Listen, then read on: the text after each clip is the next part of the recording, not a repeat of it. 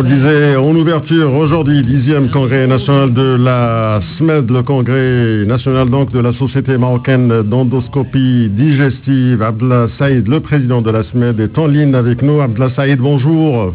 Bonjour. Merci d'être avec nous. Alors tout d'abord, ce 10e congrès, aujourd'hui, quels sont ses points forts? Quels seront les grands axes de ce congrès? Je voudrais d'abord rappeler une chose, c'est que la Société marocaine d'endoscopie digestive est spécialisée dans une partie très spécialisée de la spécialité elle-même de la maladie de l'appareil digestif, à savoir l'endoscopie digestive. Alors l'endoscopie digestive, c'est de haut en bas, hein?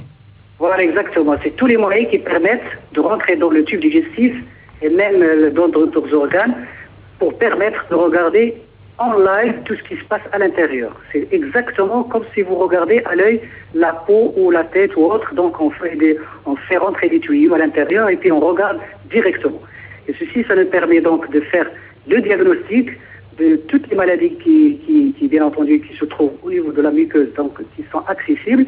Et en même temps, parfois, souvent d'ailleurs, on peut faire des traitements endoscopiques directement. C'est-à-dire, on peut lier en même temps et le diagnostic et le traitement, et notamment de petites lésions qui risquent de devenir comme des cancers. Donc ça permet ainsi de faire le diagnostic de cancer de façon précoce et en même temps de le traiter avant qu'il ne devienne intraitable. Abdallah Saïd, est-ce qu'au Maroc, justement, dans notre pays, ces maladies liées à cet appareil digestif posent une véritable problématique médico-sanitaire aujourd'hui? Ah ben c'est sûr, pour des raisons. Premièrement, parce que quand même on assiste à au vieillissement de la population, puisque vous savez que l'espérance de vie a augmenté ces dernières années, donc automatiquement toutes les maladies augmentent avec, y compris les maladies de l'appareil digestif. D'un côté, d'un autre côté, avec ces moyens-là sophistiqués, on peut faire des diagnostics avant même l'apparition des symptômes. C'est-à-dire que il ne faut pas attendre à ce que tout le cortège de signes fonctionnels, physiques, etc.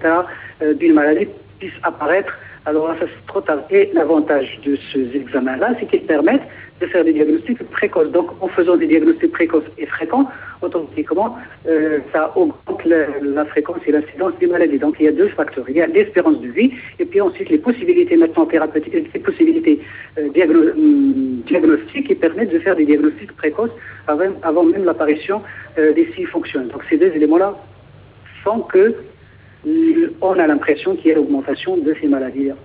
Est-ce qu'on dispose aujourd'hui justement de toutes les compétences tant techniques qu'humaines, justement?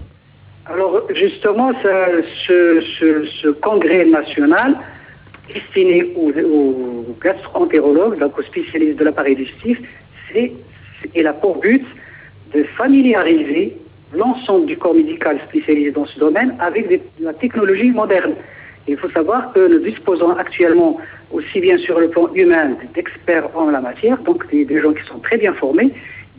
D'autre part, on dispose de suffisamment de matériel qui existe maintenant au Maroc, au même titre que celui qui existe en France ou ailleurs, ou aux États-Unis ou autres. Donc on a les compétences et humaines et matérielles. Et ce congrès a pour intérêt justement d'améliorer les connaissances et d'updater en quelque sorte donc toutes ces connaissances-là en présence aussi bien des gens qui sont experts que d'autres qui ne sont pas experts, qui ne sont pas particulièrement experts. Il y a des experts aussi bien nationaux qu'internationaux, donc ça profite à tout le monde.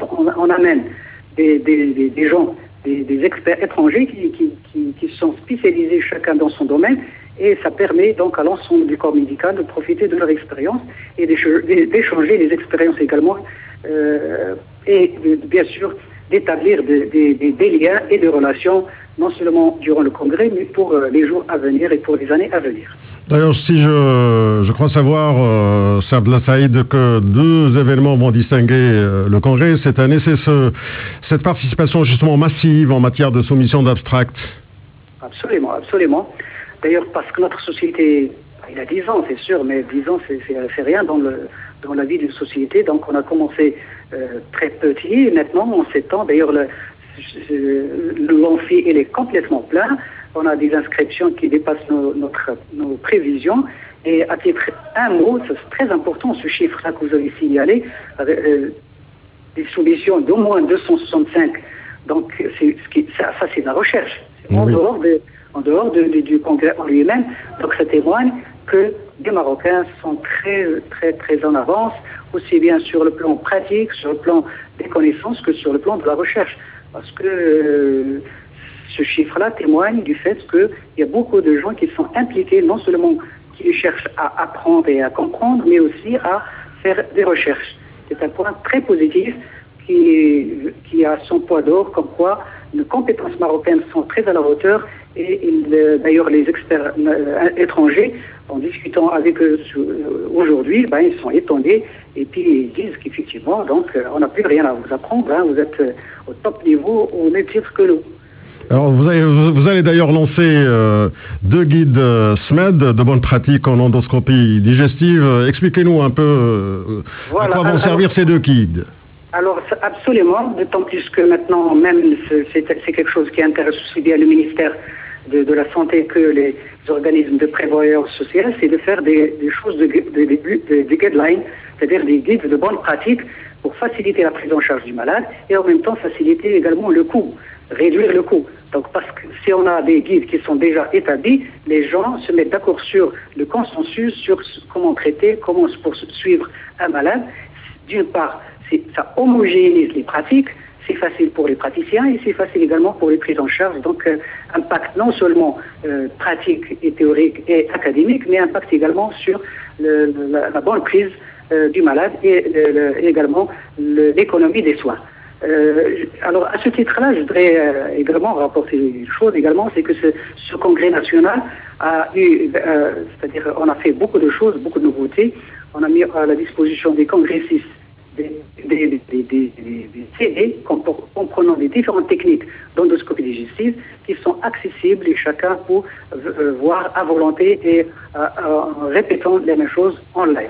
D'une part, d'autre part également, on a invité un expert en échographie, donc un atelier dédié uniquement à l'échographie, comme ça l'expert va faire et l'examen et en même temps il peut discuter et échanger les idées avec l'assistance. On a également ouvert un grand atelier très spécialisé, comment utiliser le bistouri électrique.